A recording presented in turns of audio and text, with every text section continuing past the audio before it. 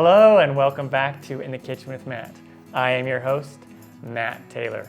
Today I'm going to show you how to make croissants, or I believe the correct pronunciation is croissant. I had a request by a couple of people to make croissants, so here we go. I'm going to show you how to make croissants. They are really easy to do. Do not let these intimidate you. Every step is super easy. It does take some time though, but it is well worth it. So let's get baking. First, let's start by making our dough. I'm gonna start with 1 cup of milk, and I'm gonna heat this up in the microwave and get it 105 to 115 degrees Fahrenheit. So about 35 to 45 seconds. Now, once our milk is heated, we're gonna take 2 1/4 teaspoons of active dry yeast, and we'll put it in there. I'm just gonna mix it around with a fork a little bit here. And then I'm gonna take a little bit of my sugar. I have 2 tablespoons of sugar here. I'm gonna take just a pinch of it and put it in there with it as well. Then we're gonna let that sit until it gets nice and foamy, about 5 to 8 minutes. All right, look how nice and foamy it is. And now I know that my yeast is active and it's alive and it's not old. If this wasn't to foam after 10 minutes, then I would start over because I wanna make sure that my yeast is good. All right, I'm gonna set this aside and I'm gonna take 2 1/4 cups of all-purpose flour. I'm going to add half a tablespoon or 1.5 teaspoons of salt. And I'm going to go ahead and just mix this around with a whisk. And now I'm going to go ahead and pour my yeast mixture in there. 2 tablespoons of white sugar, granulated. I'm going to mix it around a little bit. Now we're just going to add the flour. Super easy dough recipe. I'm going to add it about 1/3 at a time.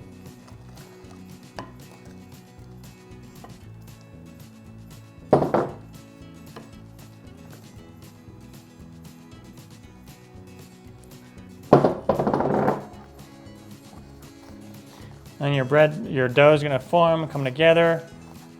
And at this point, when it starts to come together like this, it might be a little sticky here. What I'm gonna do is I'm gonna take the rest of this flour and just set it to the side right there. And I'm gonna pour this out onto my surface. Get the rest of the dough off of this spoon. Make sure we have a nice floured surface. Now we're just gonna start kneading the dough until it gets nice and smooth. And this will be somewhere between 5 to 7 minutes. We don't need to knead it a whole lot, just so it comes together and gets smooth. And so the way I'm kneading is I take it a 1/4 turn, fold it over, push with my palm, like that. And then if it keeps getting sticky, get some more flour in there, okay? All right, once we're done kneading, the dough will be like this. When you push on it, it'll come back by itself like that. That's your good texture, nice and smooth. And then what I'm gonna do is I'm gonna take my dough, I'm gonna put it in another bowl, and I lightly sprayed it with some kitchen spray. You don't have to do that if you don't want to. It's just habit for me with yeast dough. I'm just gonna move it around a little bit. And then I'm gonna cover it with a cloth. I always dampen the cloth. It's supposed to help it keep the dough from drying out, but probably not necessary. And then I'm just gonna let this sit for about an hour. Also, at this point, I'm gonna take 1 cup of butter out of the fridge, and I'm just gonna let it sit out at room temperature while my dough is rising. All right, it's been an hour. Go ahead and pull the cloth off. It's nice and soft. It is ready to go. So what I wanna do is I wanna take my dough out. I'm just gonna pat it down a little bit. And I wanna wrap it up with plastic wrap. All right, then let's take our dough and put it in the refrigerator and let it chill for about 30 to 45 minutes. Got a piece of parchment paper here. And we take our butter. Let's go ahead and unwrap the butter. And now what we wanna do is we want to make a square, about 6 to 8 inches square.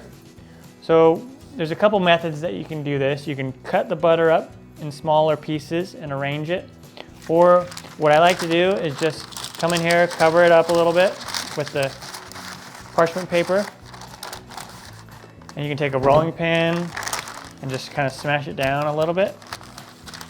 You can take a meat tenderizer, which is kind of cool. just go ahead and push it down. I really like the meat tenderizer. And we are going to want to make a square that's about a ½ inch thick.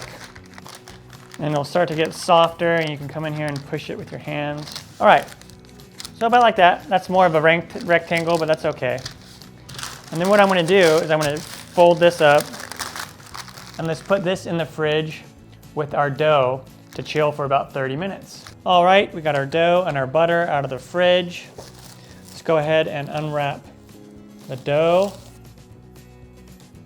Flour, get our surface all nice and floured. Grab our dough here, and I'm going to just roll it out a little bit, not too much here. About like that. What we're going to do is we want to measure it. You see, we want to have about that size and here. I'm going to make a little mark right here with my finger, just enough to where I know where this butter is going to sit on all the sides. And then I'm going to just come in here with the roller, and I'm going to just roll it out a little bit more.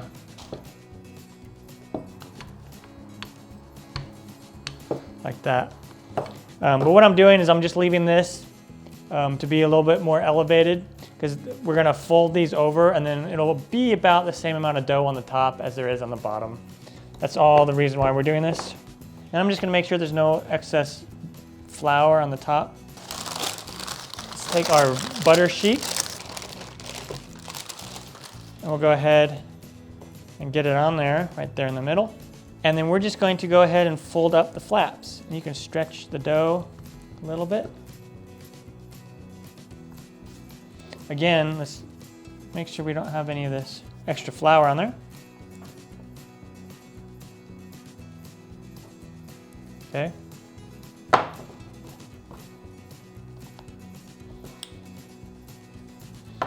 All right.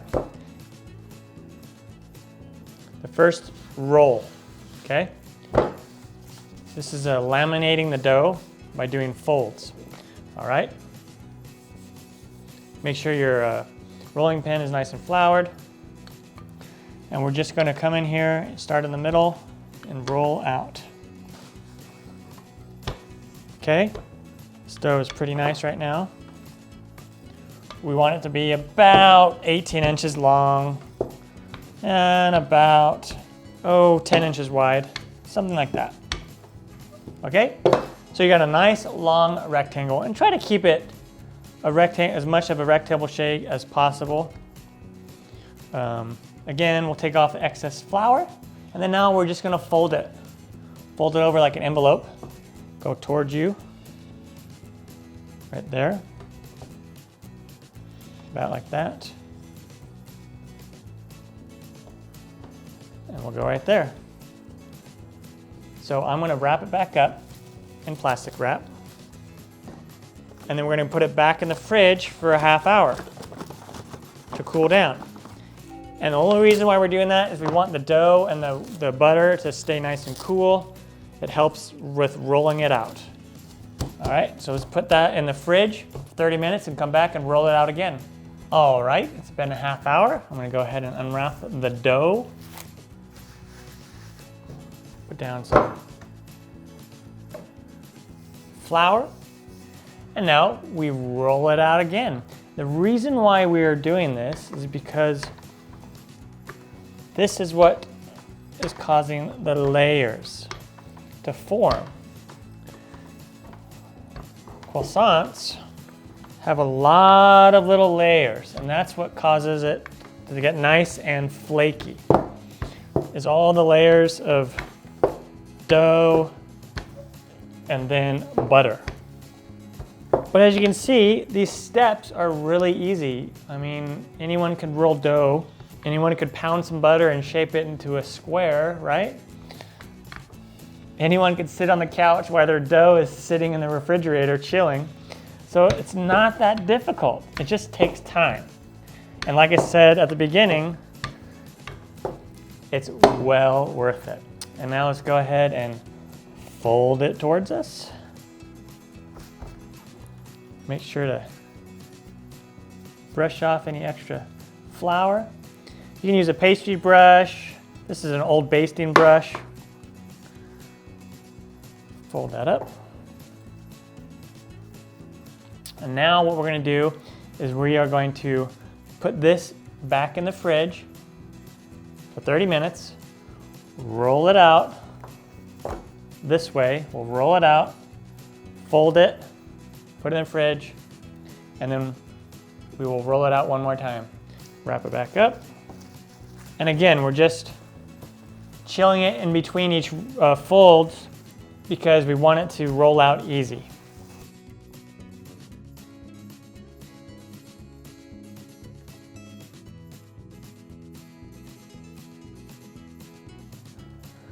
All right, and one last time.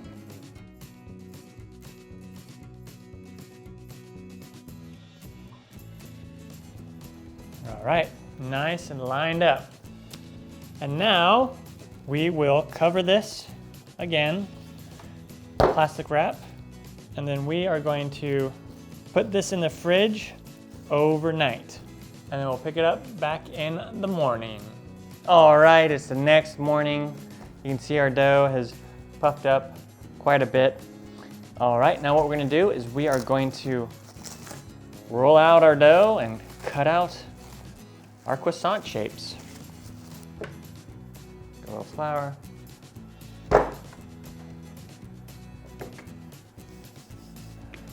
And I'm just gonna kind of start in the middle and just kind of push down like that.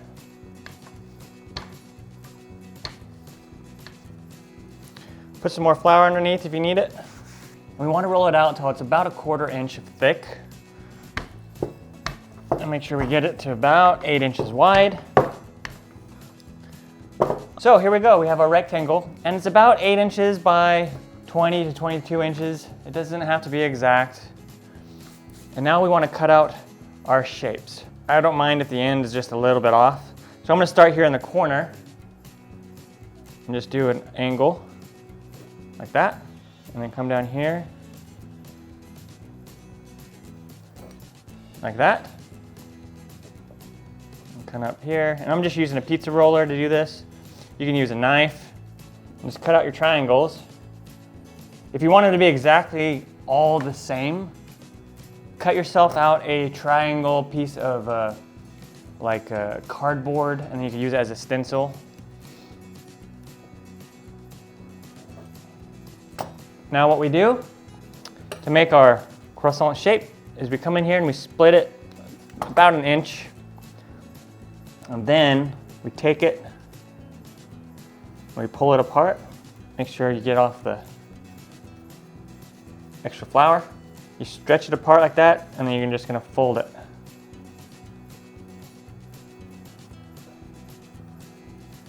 Like that. And then you can just curl them in like this. And there you go. And I'm gonna go ahead and put them on a silicone mat lined sheet pan, or you can use paper, parchment paper. If you watch a lot of my videos, you know that I really like the silicone mats. I'll put a link down below if you want to pick up a silicone mat. Okay, snip, stretch, roll. And you can leave them straight like this too if you want. This recipe will make about 6 to 7 medium-sized croissants.